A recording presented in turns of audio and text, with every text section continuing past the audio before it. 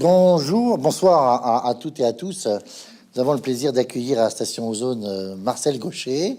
Alors Marcel Gauchet, œuvre tout à fait considérable, qui ressort, si je puis dire, je vais vous dire pourquoi ressort, dans ce petit opuscule qui est présenté, collection Le Débat Gallimard. Alors ça fait référence à la prestigieuse revue qui ne paraît plus, mais c'est une collection de Gallimard.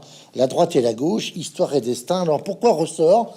Parce que je vous ai amené un des 3 tomes de la réédition des Lieux de mémoire, l'œuvre monumentale coordonnée et dirigée par Pierre Nora.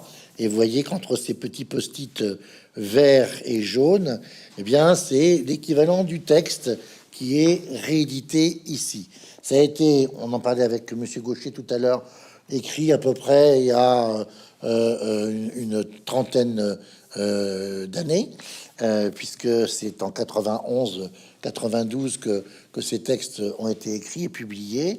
Et ce qui est très intéressant, c'est que Marcel Gauchet s'est livré à un exercice toujours riche et passionnant, qui est la relecture de son texte avec une postface à la fin de ce livre.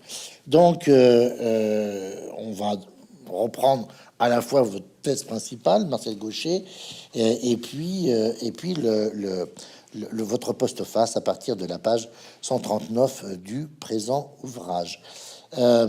D'ailleurs, dans la postface, je vais démarrer tout de suite par cela. Vous écrivez quelque chose que je n'ai pas lu dans votre article, aussi bien dans les mémoires que dans la réédition du texte. Page 144 de ce livre. Le couple gauche-droite opère une simplification bienvenue d'une situation fatalement embrouillée sur le fond, simplification qui justifie en retour d'en critiquer l'arbitraire ou l'artifice. C'est en effet, il ne saurait y avoir de droite ou de gauche pure, si tant est que pareille idée puisse avoir un sens.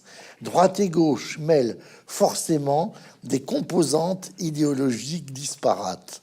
Alors, on connaît votre immense culture, votre érudition, votre capacité à faire des synthèses, mais compte tenu de ce que vous écrivez là, c'est-à-dire finalement des notions qu'on peut, je dirais avec Zygmunt Bauman, qualifier de fluide ou liquide en quelque sorte. Comment est-ce que vous vous y retrouvez, vous, le grand historien, pour essayer de créer les éléments d'un clivage? Cela suppose d'aller voir derrière ces termes qui se présentent évidemment dans une situation de simplification qui est celle du système électoral. L'enjeu électoral, c'est le dégagement du pouvoir. Qui aura le pouvoir? Et ça veut dire que la logique électorale, par nature, est binaire. Une majorité contre une opposition. Mais et c'est ce que le couple droite-gauche exprime très bien. C'est pourquoi on en revient toujours à ça, et c'est pourquoi cette invention française, au départ, est devenue aussi diffusée dans le monde, puisqu'elle recoupe très bien ce clivage majorité-opposition. Mais qu'y a-t-il derrière? Quand j'ai écrit l'article des lieux de mémoire, ma préoccupation, c'était la nature du projet, était essentiellement historique. Et je n'étais pas entré dans ces coulisses, en quelque sorte, du clivage. Derrière le clivage gauche-droite, il y a en réalité une tripartition idéologique.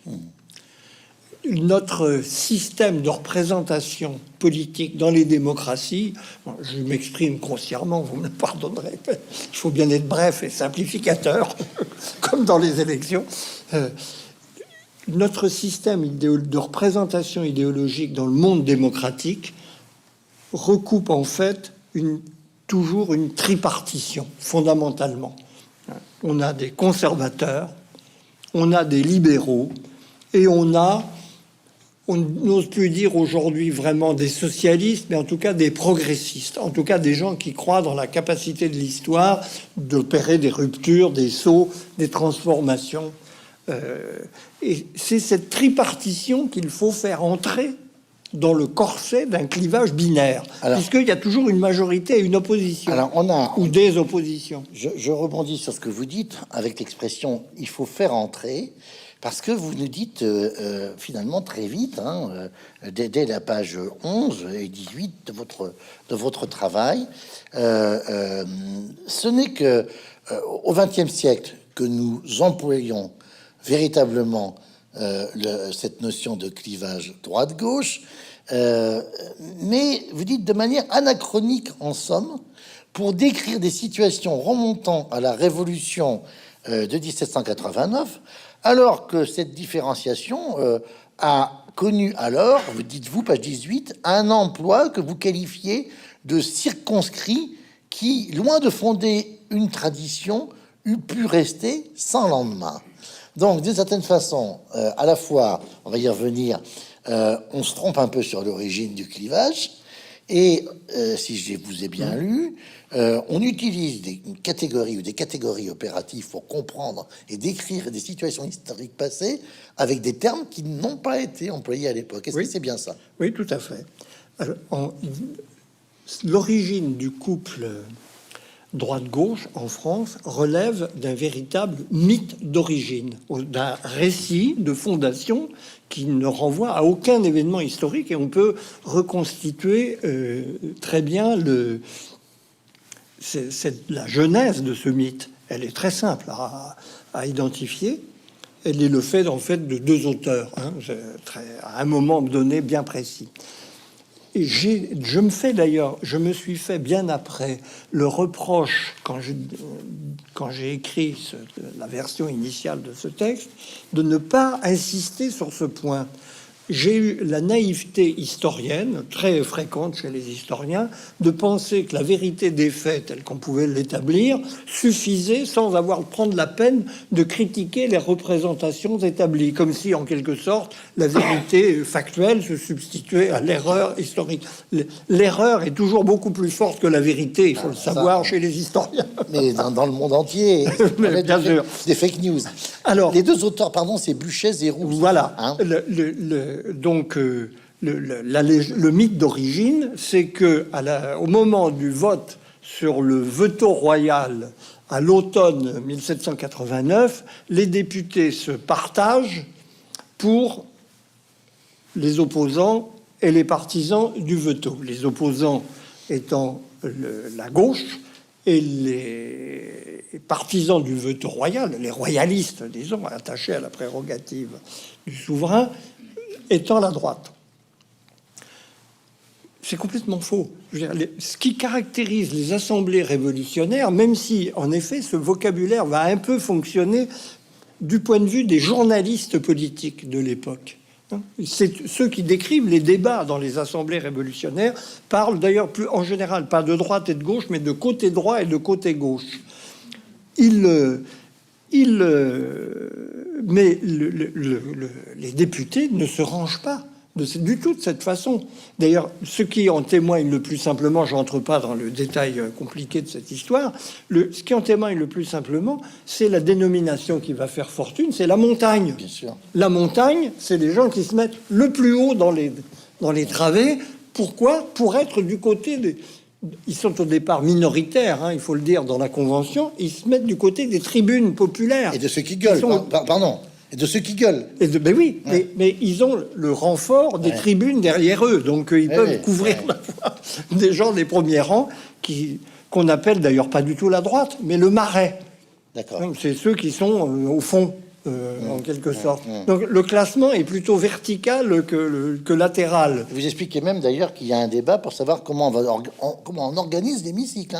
Oui. Pour savoir en particulier où se fait la prise de parole, vous dites. Tout à fait. Alors ça, c'est très intéressant. Mais oui, tout à fait. D'ailleurs, factuellement, l'origine est tout à fait impure, puisque on adopte d'emblée dans les assemblées révolutionnaires la forme hémicycle. On aurait eu un système à l'anglaise où les députés se rangent sur deux rangs. de part et d'autre, il n'y aurait pas eu de droite et de gauche. Le système anglais, qui est pourtant binaire, et majorité-opposition, est le plus réfractaire, a été le plus réfractaire longtemps. Pardon de vous couper, mais pourquoi est-ce qu'on a expliqué aussi que c'était une tradition qui venait d'Angleterre, de 1672, avec le fameux livre d'Edward Chamberlain, qui parle, à l'occasion de la répartition des membres des communes, à la main droite du roi et à la main gauche du roi. Oui, mais parce que en théorie, en pratique non, en théorie, c'est le Conseil du roi, le Parlement d'Angleterre. Donc, il y a ceux qui sont la partie noble, donc à la droite du souverain. Hein, c'est le speaker de la Chambre des communes qui représente le souverain. Donc, c'est un problème d'honneur. C'est de préséance. C'est un problème de gradation. Et en plus, à l'époque, il y a le problème des ecclésiastiques, enfin, n'entrons pas dans ces détails, qui ne peuvent être qu'à droite du souverain, pour des raisons théologiques, pour ainsi dire. Mais donc, je reviens à cet historique. C'est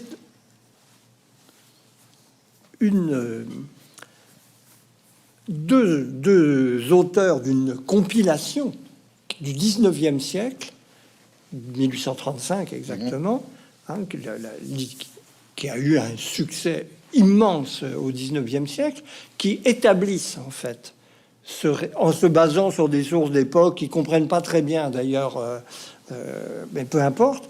Et depuis, tout le monde recopie. Vous parlez même d'un récit canonique. Oui, absolument. Voilà. Et qui est complètement faux. Les véritables inventeurs de la division droite-gauche, c'est les assemblées de la Restauration.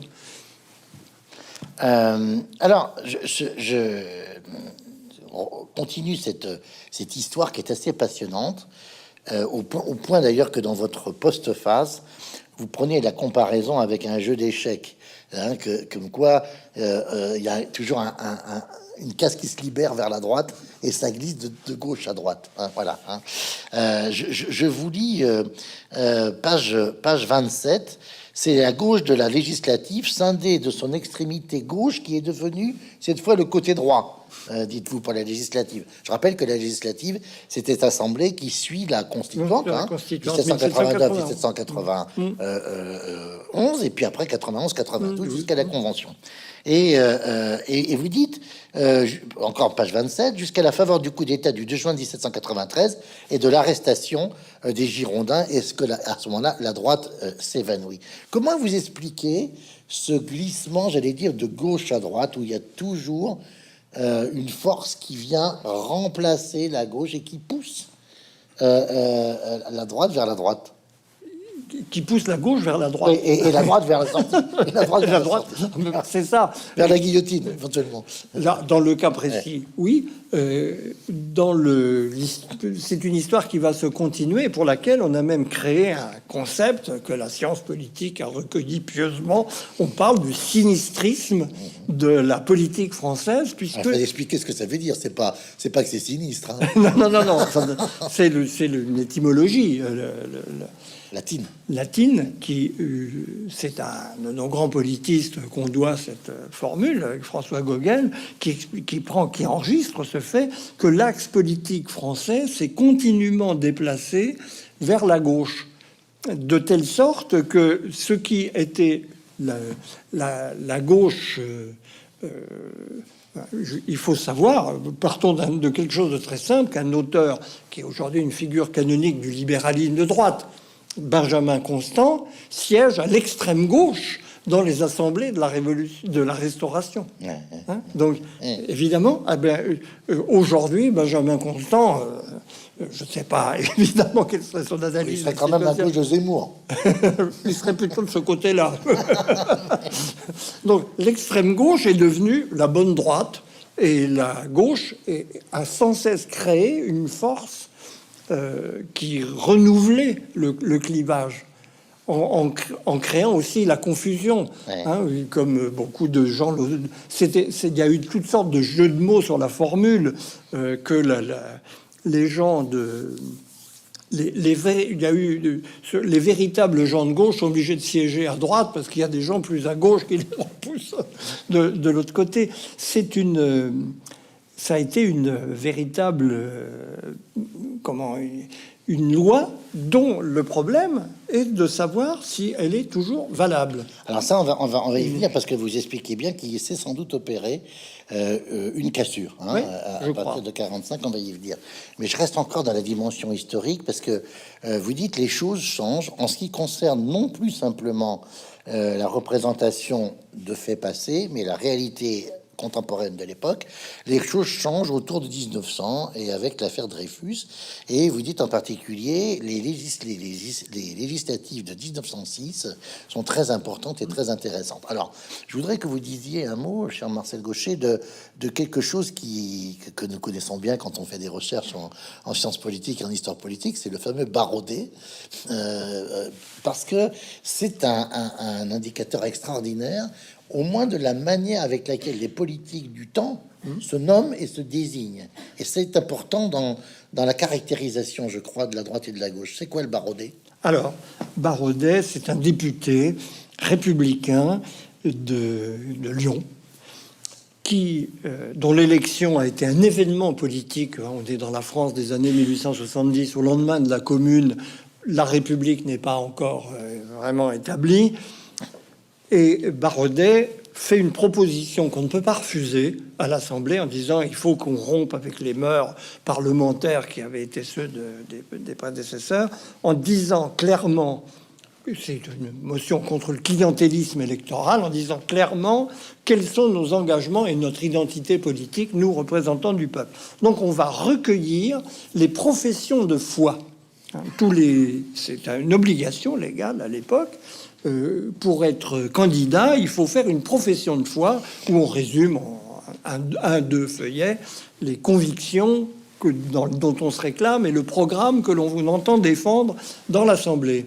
Et Monsieur Baraudet propose donc de recueillir dans un volume toutes les professions de foi des vainqueurs des élections pour que les citoyens puissent savoir qui sont leurs représentants. Et puisque un député n'est pas le représentant seulement de sa contrée, mais le représentant du pays, il est essentiel, évidemment, pour les citoyens d'avoir une idée d'ensemble de la composition de ce qu'on appelle à l'époque la Chambre des députés. Pour éviter la dénomination d'Assemblée nationale qui renvoyait à la Révolution, qui à l'époque avait encore une odeur assez sulfureuse. Voilà le Baraudet. Et donc, cet instrument permet de suivre la manière dont vont être employées par les députés ces notions de droite et de gauche. Et alors là, on arrive devant l'épisode clé de l'établissement de cette dichotomie. C'était le langage du Parlement. Ça commence en 1815 et ça se poursuit à travers toutes les assemblées du 19e siècle. Il y a une droite et une gauche qui s'organisent à partir de ce moment-là spatialement. C'est-à-dire on publie même des plans des chambres qui sont reproduits dans les lieux de mémoire où la place de chaque député est indiquée. Comme ça, on sait exactement où il siège, alors avec toutes les nuances du centre gauche, du centre droit, de la gauche, de l'extrême gauche. Il y a tout, le tableau est très précis. Mais c'était un jargon parlementaire qui ne concernait en fait que le milieu politique, c'est-à-dire les députés et le milieu journalistique qui gravitait autour. La population, pour elle, droite et gauche, ça ne veut rien dire et ne connaît que des représentants individuels. Ça change évidemment avec le suffrage universel en 1848, parce qu'il faut trouver un langage qui soit celui de tous les électeurs et pas simplement d'un petit milieu censitaire de gens assez au courant, mais qui ne parlaient pas particulièrement de droite et de gauche. C'est le parti du ministère contre l'opposition. C'est ça le langage de l'époque. Et la catégorie triomphante, c'est celle du centre, parce que le pouvoir est au centre. Avec toutes les caricatures sur le centre qui sont restées une tradition française, d'ailleurs. Mais à un moment précis, celui que vous venez d'énoncer, 1906, le langage du parlementaire, qui est réservé à une petite élite, devient le langage de tout le monde, en chassant les catégories qui étaient celles du langage populaire, les rouges et les blancs. Quand le peuple du 19e siècle en France parle de politique, il parle rouge et blanc. Alors les blancs, c'est la droite, et les rouges, c'est resté. Les républicains. Les républicains. Les blancs parce que c'est la monarchie. Les blancs parce que le drapeau blanc. Moi qui suis originaire, vous, je crois que c'est plutôt du côté de la Normandie, mais moi je suis du côté de l'Anjou. Mon enfance a été bercée par des histoires d'affrontements entre blancs et bleus. Oui. Là, les bleus... C'était très spécifique à cette région. Voilà, hein, c'est la Vendée, c'est les guerres de Vendée. C'est les guerres de Vendée. Les bleus, c'est les soldats, c'est les soldats de la Hoche, Révolution. hein, Oui, en fait, voilà. Hein, voilà. Et les blancs, c'est les monarchistes. Ouais. Donc là, les bleus représentent plutôt la Révolution, pas la République. D'ailleurs, cette couleur va s'estomper. C'est le rouge qui reste affronté au blanc. Alors, vous dites, finalement... le clivage droite-gauche l'a emporté sur blanc et rouge parce que droite-gauche était plus opérationnel. Mais oui. C'est bizarre comme expression. Enfin, c'est bizarre. Pardon, mais excusez-moi. Non, mais je cherche des mots pour traduire une situation. Je me suis mal exprimé, mais en quoi c'est plus opérationnel, droite et gauche? J'ai la réponse parce que c'est dans le livre, mais je veux que vous la donniez. C'est à la fois la force générale de ces catégories qui explique leur diffusion planétaire. Ouais. En fait, c'est leur vague. C'est qu'elles admettent, quand vous parlez de droite et de gauche, comme ce sont des positions spatiales, vous avez un continuum en même temps qu'un clivage. Quand vous êtes dans rouge et blanc, c'est binaire. Vous êtes d'un côté ou de l'autre. Quand vous êtes sur une échelle droite-gauche, il y a une extrême droite, il y a une droite, un centre droit, il y a un continuum, idem à gauche. C'est tout un nuancier, quoi. Voilà. Vous pouvez, c'est très adapté au tempérament français, si tant est que quelque chose comme ça existe, c'est-à-dire à la fois catégorique et nuancé. C'est une... Quand vous êtes droite-gauche, permet d'accorder toute une palette de nuances et une dichotomie opérationnelle, puisqu'elle décide de qui a la majorité, donc qui gouverne. C'est ça qui, je crois, fait la force cognitive tout à fait particulière de ce couple. Alors, si on continue notre avancée historique pour se rapprocher de nous, on arrive page 74, on est dans l'entre-deux-guerres, et là, il y a un passage qui est très intéressant. En particulier, vous faites référence au travail d'un publiciste monarchiste qui s'appelle Emmanuel Beau de Loménie en 1931, et il lui prend l'idée de faire une grande enquête qui s'appelle « Qu'appelez-vous droite et gauche ?» Preuve d'une part que cette question taraude en permanence les époques, et l'époque surtout. Et là, à cette question qui lui est posée, le philosophe Alain, véritable conscience politique du temps, on va dire politique et philosophique, et morale, répond: lorsqu'on me demande si la coupure entre partis de droite et de gauche, homme de droite et homme de gauche, a encore un sens, déjà à l'époque, en 1931, la première idée qui me vient et que l'homme qui pose cette question n'est certainement pas un homme de gauche.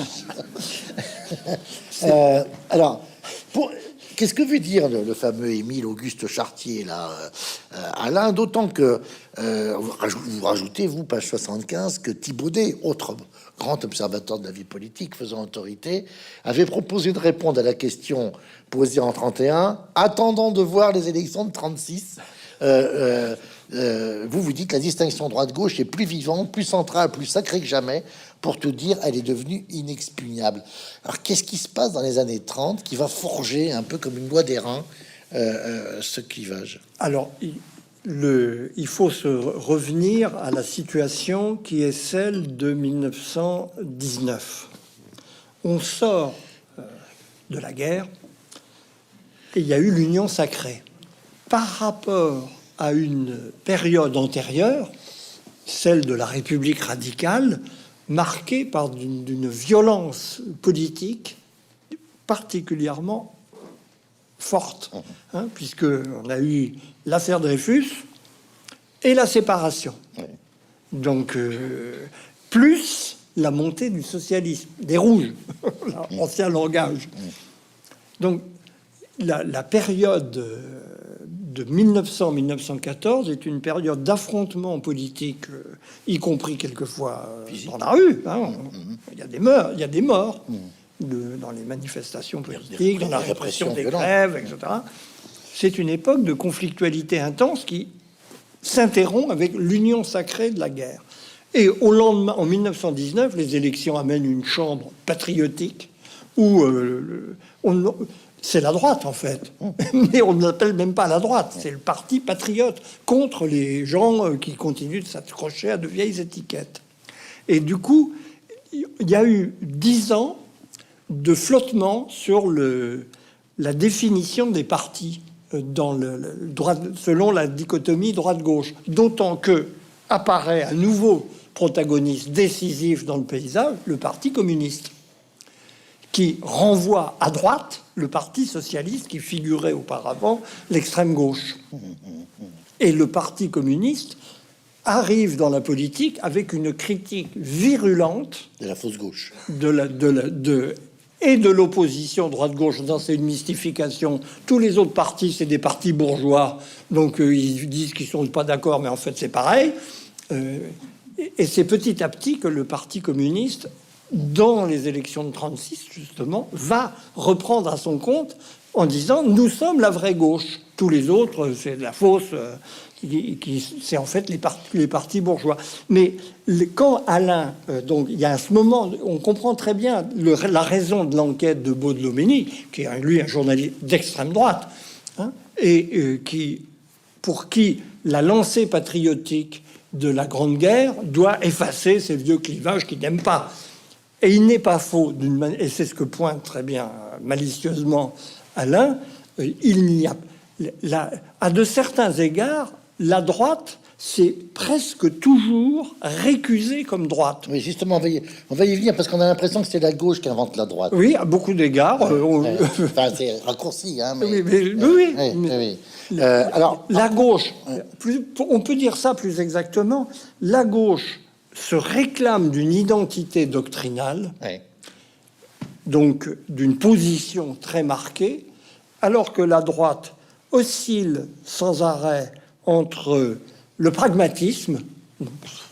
Le problème politique, c'est pas un problème de doctrine, c'est un problème de gestion des faits. Et d'autre part, l'idée que, beaucoup conservatrice, alors typiquement, que ce qui prime, c'est l'intérêt de la nation. Hein, que donc tout ce qui est discours de division est à proscrire absolument. Donc du côté conservateur comme du côté libéral, disons, la droite tend à récuser ce clivage. Et de ce point de vue-là, l'observation d'Alain est parfaitement juste. Mais par exemple, quand même, quelques années plus tôt, en 24, il y a eu le cartel des gauches. On emploie bien cette expression-là. Des gauches, oui. Ça dit tout. Sans les communistes, d'ailleurs. Sans les communistes. Ouais, à l'époque, ils sont encore très petits. Oui. Le cartel des gauches. Mais ça, c'est un langage parlementaire. D'accord. C'est une coalition parlementaire, le cartel des gauches. Radicaux-socialistes et SFIO. Oui. Et ça n'est pas quelque chose, ça n'est pas la gauche. Vous voyez, alors justement, c'est une coalition parlementaire qui ne renvoie pas à une définition doctrinale de ce qui serait un vrai clivage droite-gauche. Alors à propos de la gauche... D'ailleurs, le langage de cette élection de 24 est extrêmement intéressant. Ce qu'on voit, il y a une grande confusion dans les... Parce qu'en plus, il y a aussi...